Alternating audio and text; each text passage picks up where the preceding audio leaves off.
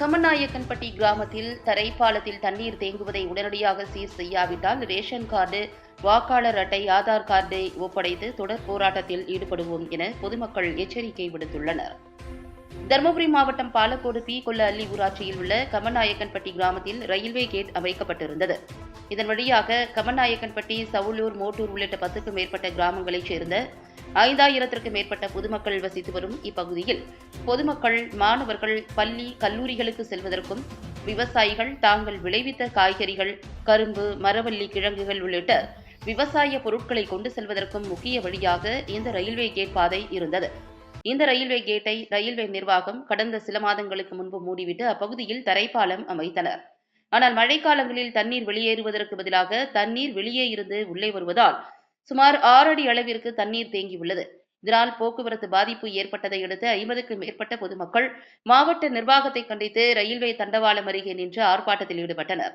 மேலும் நிரந்தர தீர்வு ஏற்படுத்தி தராவிட்டால் தங்களுடைய ரேஷன் கார்டு, வாக்காளர் அட்டை, ஆதார் கார்டுகளை மாவட்ட ஆட்சியரிடம் ஒப்படைத்து தொடர் போராட்டத்தில் ஈடுபடுவோம் என எச்சரிக்கை விடுத்துள்ளனர். இதுகுறித்து அப்பகுதியைச் சேர்ந்த விவசாயி செல்வராஜ் என்பவர் கூறுகையில், ரயில்வே பாலம் போட்டதுனால அந்த ஏரியினால தண்ணி ரப்பிக்குச்சு. இது யாருமே கண்டுக்க மாட்டாங்க. காலையில 5:30 மணிலிருந்து எல்லாருக்கும் சொல்லிட்டு இருக்கிறோம். எந்த ஒரு டிபார்ட்மெண்ட்டும் வந்து கண்டுக்கல. இந்த வழியை விட்டா எங்களுக்கு வழி இல்லை. இந்த வழியை விட்டுட்டு திரும்ப நாங்கள் அந்த கரகப்பட்டி வளைச்சிட்டு போனாங்களா திரும்ப 10 கிலோமீட்டர் வளைச்சிட்டு வரணும். அது ஒரு சின்ன கற்பூரம் வாங்கினா கூட நாங்கள் சோமநல்லி தான் போனோம். இப்பயே இந்த தண்ணி இருக்குன்னா ஏரி கோடி போச்சுன்னா அந்த இன்னும் 10-15 அடி தண்ணி வரும். இதை வந்து ரயில்வே டிபார்ட்மெண்ட்ல சொன்னால் யாருமே கண்டுக்கல. இது எப்படி என்ன பண்றதுன்னு எங்களுக்கு மக்களுக்கு ஒன்றும் புரியல. நாங்களும் காலையில் 5:30 மணிலிருந்து எல்லா டிபார்ட்மெண்ட்டுக்கும் சொல்லியிருக்கோம். எந்த ஒரு நடவடிக்கையும் எடுக்கல.